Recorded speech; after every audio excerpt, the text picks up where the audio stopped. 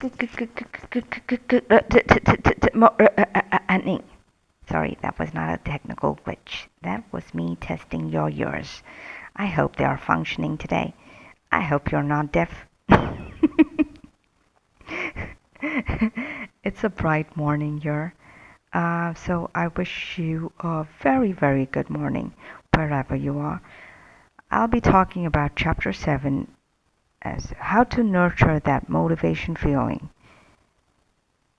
In the book Why Has Nobody Told Me This Before by Dr. Jolie Smith. So let's get started.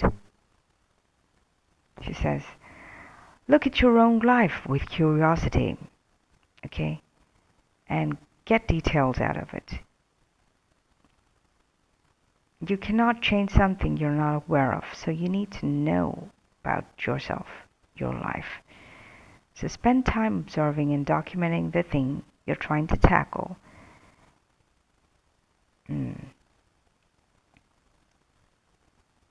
She gives some key points to invite that feeling of being present. Move your body.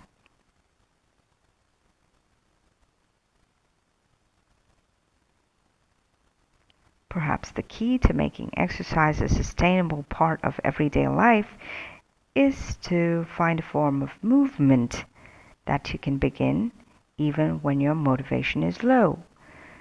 Yeah.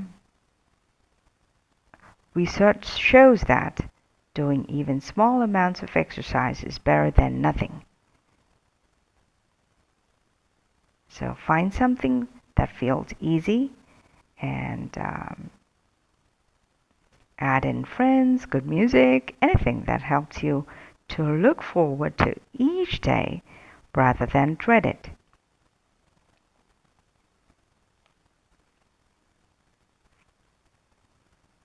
The next point is stay connected with the goal.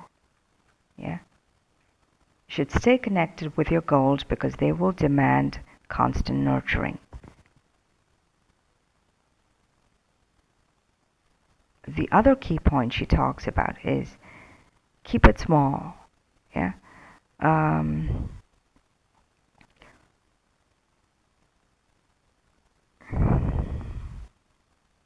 She says, we can see that life needs an overhaul and we need to do one big transformation all at once.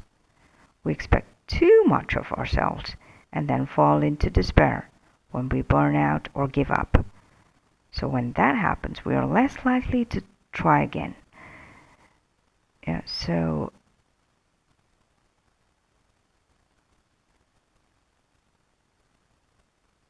when motivation for a long-term goal dips, it helps to have small rewards along the way.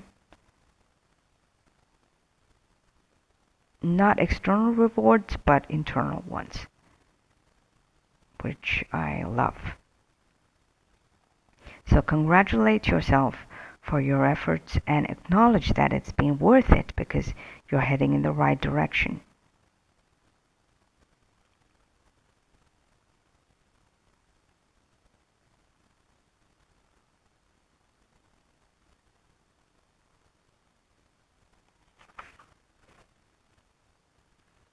Once you sustain the habit of prioritizing your healthy behaviors, they will sustain you. Next is resisting temptation. Aren't we all tempted in one way or another? New car, new house, clothes, sugar, fast food, food, and what else? What else? Love. Oh, more love. I need more love. I need more appreciation. I need this. Oh, lots of it. Bring in more and more and more. Yeah. Temptation. Should I be eating? No, should I not? Oh, I'll eat anyways.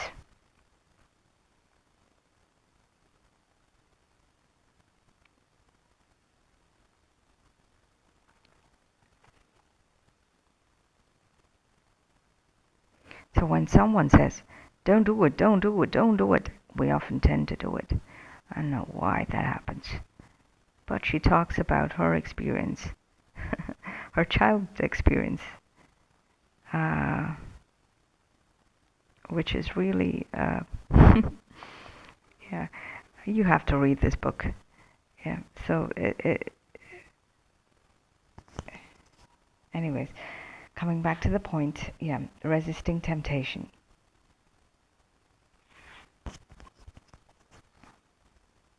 One of the biggest factors is resisting temptation. The physiology of self-control is optimal when stress is low.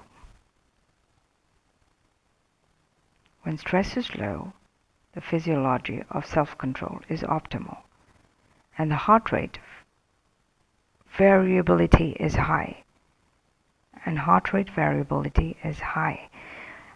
variability is a measure of the variation in time between each heartbeat. Measure of variation in time between each heartbeat. So it tells us how much your heart rate changes throughout the day. You might notice that when you get out of bed in the morning, your heart speeds up, or when you run for the bus, then it gradually comes back down again, she says. So this means your body gears up for action when needed and calms the body back down to rest and recover. But when we are under a lot of stress, heart rate may remain high throughout the day. Anything that increases stress is going to have a negative impact on our ability to make wise choices for our future.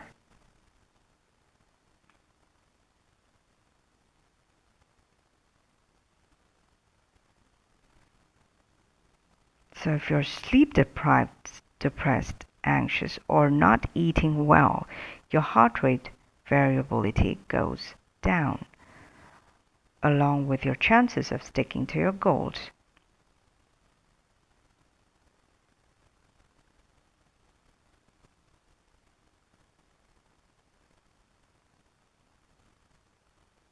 Whether you're trying to give up smoking or unhealthy food, or just trying to regulate your emotions in healthier ways, when it comes to relieving stress and increasing your capacity for willpower, exercise is a top choice. It has both an immediate effect and a long-term impact.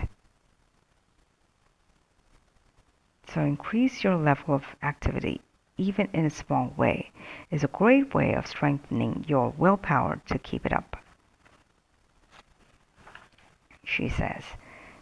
So self-control takes energy, and if you haven't had enough sleep, your brain has less access to that energy and becomes more vulnerable to high stress reactions, squashing your ability to control your actions. Change your relationship with failure. Important.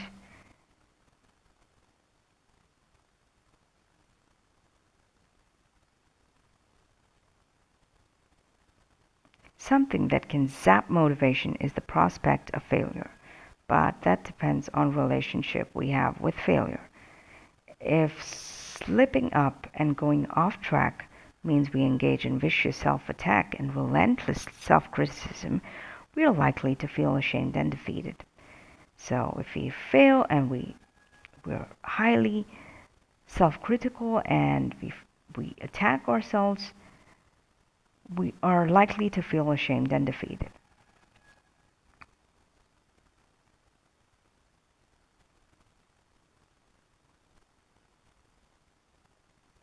If we associate failure with unworthiness, then starting anything new is going to feel overwhelming and procrastination will be front and center.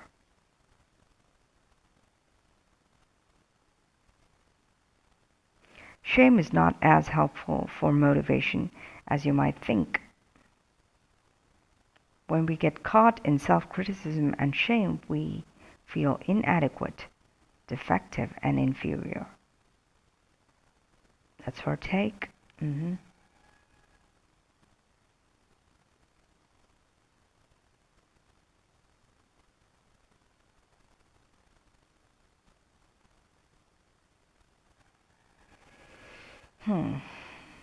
So I think it's true.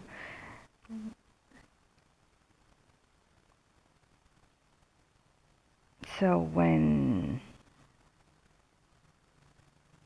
because I grew up in a family which was highly critical, mm, but it had its positives and negatives, I feel.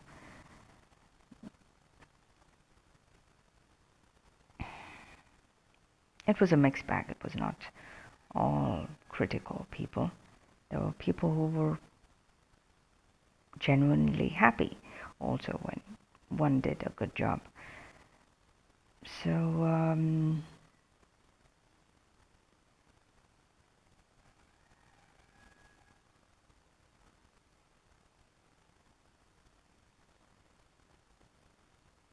but I'll tell you this: when we are depressed, we're highly, self-critical, and uh, we're constantly beating up ourselves. And at that point, like for me, at that point when someone just passed a very, very, very slight remark, even that used to bog me down. So you have to take care of your mental health.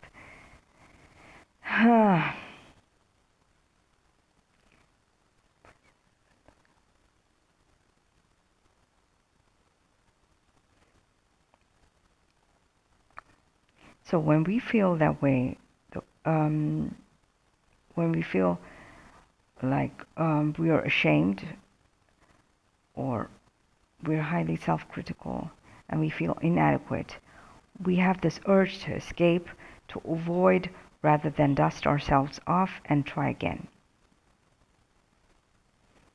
In fact, it's so painful that it induces strong urges to block that feeling, which is risky for anyone living with addiction.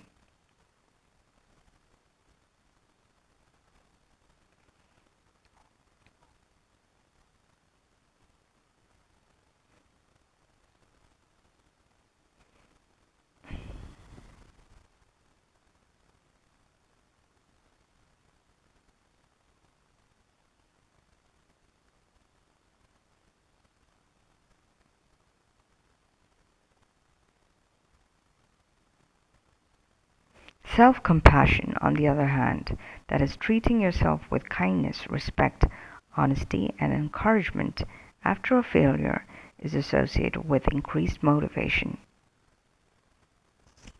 Self-compassion, that is treating yourself with kindness, respect, honesty, and encouragement after a failure, is associated with increased motivation and better outcomes.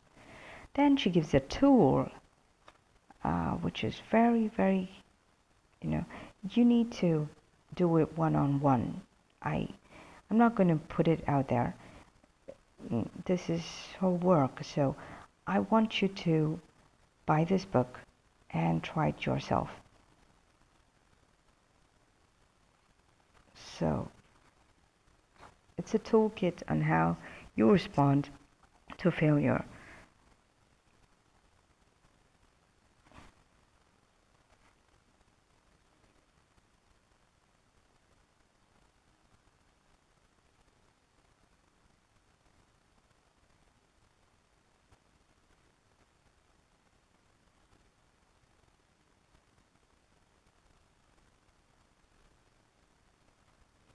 That ends chapter 7. A brief summary would be while we can't control the feeling of motivation, there are things we can do to increase the chances of feeling it more often. Physical movement, staying connected with your goal, small and consistent beats one-off grand gestures, um, learning to rest and replenish between stressful situations helps to maximize willpower. Shame is not as helpful for motivation as you might think. Yeah. Changing your relationship with failure will help your motivation.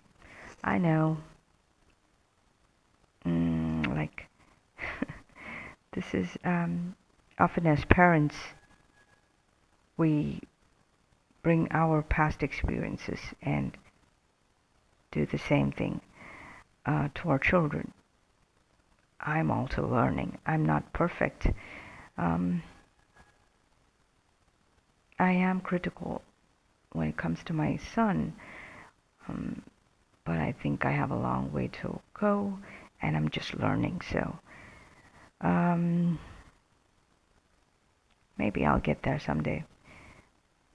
But yeah, so I hope you have a wonderful day, and God bless, and take care, and love your life. Thank you so much.